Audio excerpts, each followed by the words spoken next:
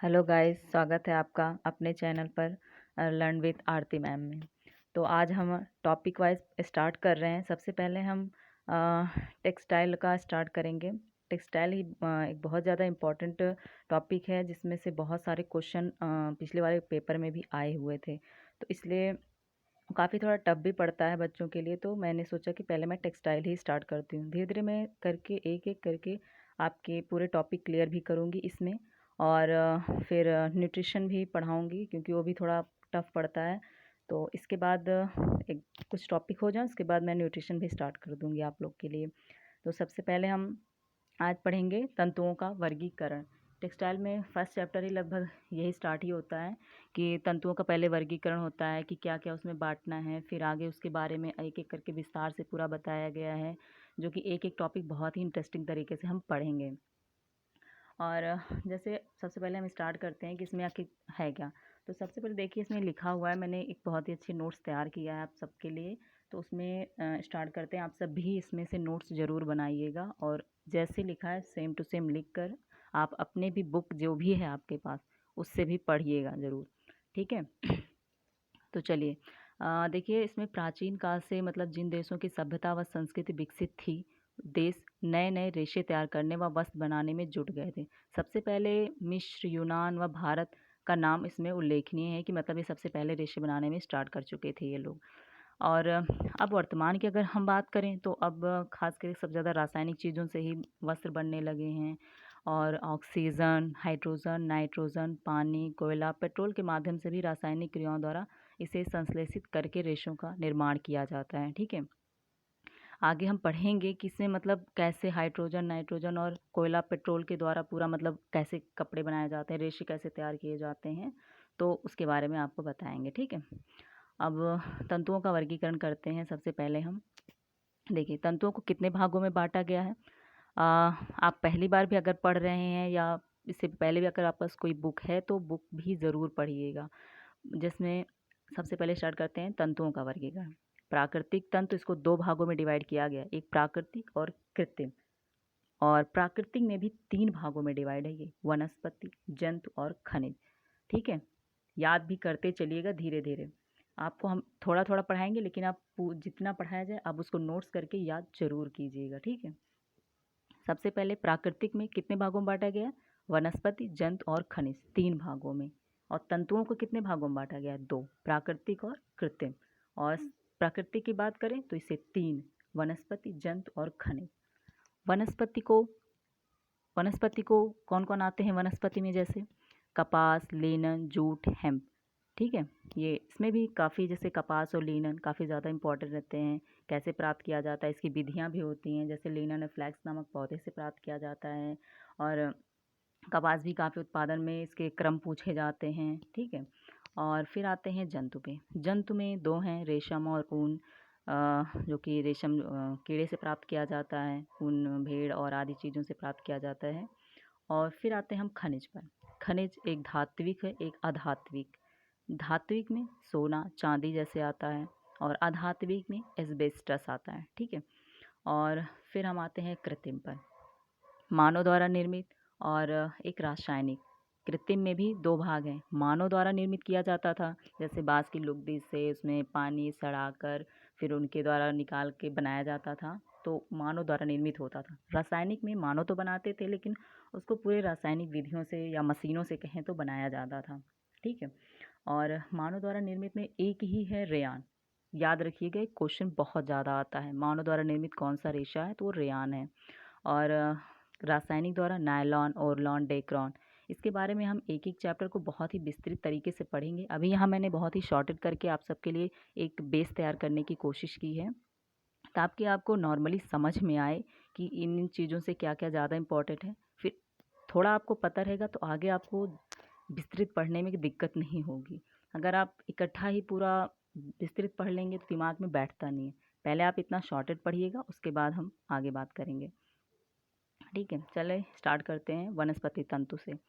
वनस्पति तंतु वनस्पति तंतु में वनस्पतियों का, इनकी रचना में मुख्य भाग सेलुलोज का होता है। इसमें जो अगर पूछा जाता है उसमें कि वनस्पति में कौन सा तंतु पाया जाता है, तो सेलुलोज होता है इसमें। इनको सेलुलोज फाइबर भी कहा जाता है। ये क्वेश्चन आ चुका है कि सेलुलोज वनस्पति में तुमने कौन सा पाया जाता है, तो सेलुलोज पाया जाता है। और अगर हम कहें कि इसमें जंतु में कौन सा पाया जाता है, तो प्रोटीन पाया जाता है। सेलुलोज से निर्मित इन तंतुओं में कार्बन, हाइड्रोजन व ऑक्सीजन का अंश भी रहता है। अम्ल से प्रभावित होते हैं। सांद्र अम्लों की क्रिया से ये नष्ट हो जाते हैं और क्षार हानिकारक प्रभाव नहीं डालता। क्षार का इसमें कोई प्रभाव नहीं होता है, लेकिन सांद्र का अम्लों का इसमें प्रभाव पड़ता है। ठीक है, आगे देखते हैं। अब वनस्पति तंतु को हम दो भागों में बांट दिया गया है, एक बीज वाले तंतु, एक तने वाले तंतु। अब बीज वाले में कपास आता है और तने वाले तंतु में जूट व लेनिन आता है। लिनन, जूट, हेम्प तीनों को बांट दिया गया कि तने मतलब तनों से ये प्राप्त किए जाते हैं। तनों से जैसे लिनन है, इसको पानी में काफ़ी दिनों तक रखा जाता है, गल के फिर निकाला जाता है तो प्राप्त होता है रेशे इससे। तने वाले रेशों की बात करते हैं। लिनन, सन, यह तंतु फ्लास्क नामक पौधे के तने या डंठल से प्राप्त किया जाता है। जैसे गांव में इसको सन भी बोलते हैं। तो यह तंतु फ्लास्क नामक, ये फ्लास्क याद रखिएगा कि फ्लास्क नामक पौधे से प्राप्त किया जाता है, डंठल से प्राप्त किया जाता है। ठीक है, ये क्वेश्चन आ चुका है पेपरों में। ये पूरा लगभग मैंने जितना तैयार किया है बहुत ही शॉर्ट है, लेकिन बहुत ही इंपॉर्टेंट है। अब फ्लास्क पौधा जो होता है ये शीतोष्ण जलवायु व नमी वाले स्थानों पर पैदा होता है। इसके पौधे की लंबाई 40 से 60 सेंटीमीटर तक होती है। ठीक है, इसका तना सीधा व बेलनाकार होता है। इस पर नीले व पीले रंग के फूल लगते हैं। इसका तना कैसा होता है? सीधा होता है, बेलनाकार। देखे होंगे अगर गांव में शन जो बोए जाते हैं तो सीधे बेलनाकार ही होते हैं उसकी डंडी। और इस पर नीले व पीले रंग के फूल लगते हैं। कैसे फूल लगते हैं? नीले व पीले रंग के फूल लगते हैं। अब आगे बात करें तो लिनन का तंतु सीधा, चिकना, चमकदार होता है। इसकी रचना में कार्बन, हाइड्रोजन, ऑक्सीजन आदि तत्व भाग लेते हैं। लिनन के रेशे की रचना में 70% सेलुलोज होता है, 25% पैक्टिन होता है, 5% अन्य अशुद्धियाँ भाग लेती हैं। ठीक है, लिनन के तंतु में कार्बन, हाइड्रोजन, ऑक्सीजन आदि तत्व होते हैं, लेकिन इसमें 70% सेलुलोज, 25% पैक्टिन और 5% अन्य अशुद्धियाँ भाग लेती हैं।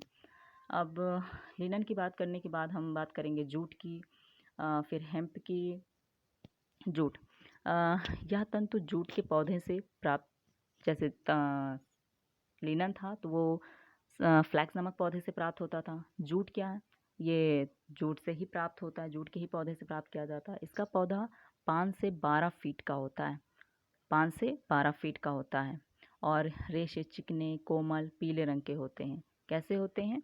जो रेशे होते हैं वो चिकने, कोमल और पीले रंग के होते हैं।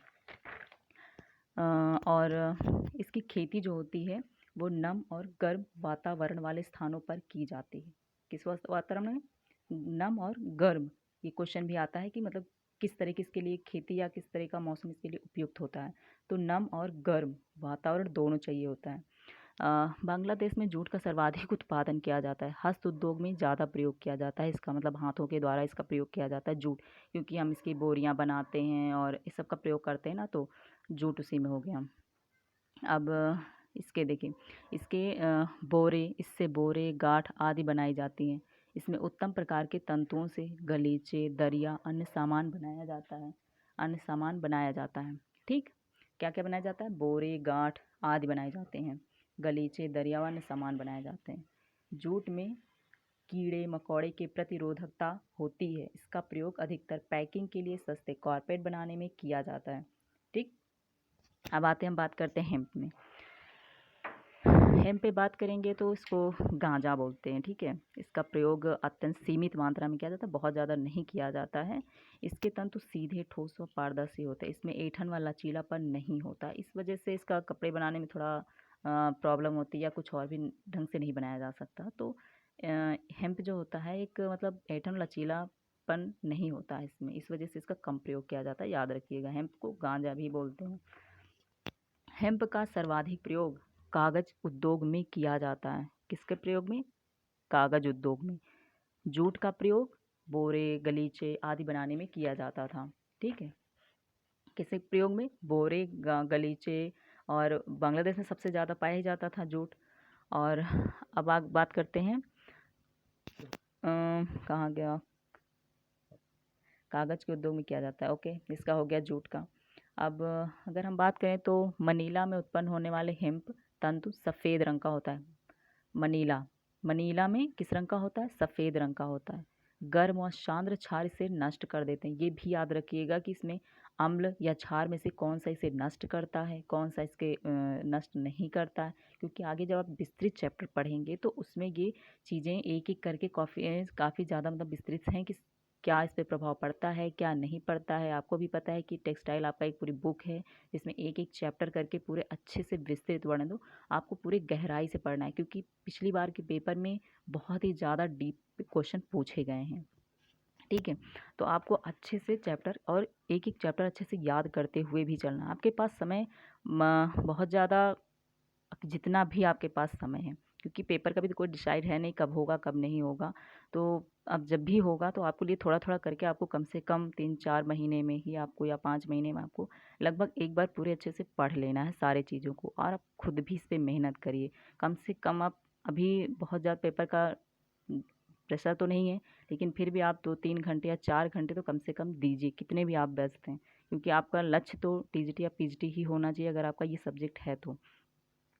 ठीक है, तो आगे बात करें हम इस पे किस रंग का मनीला में, याद रखिएगा सफ़ेद रंग का होता है, और इस पर फफूंदी व शीघ्र लग जाती है।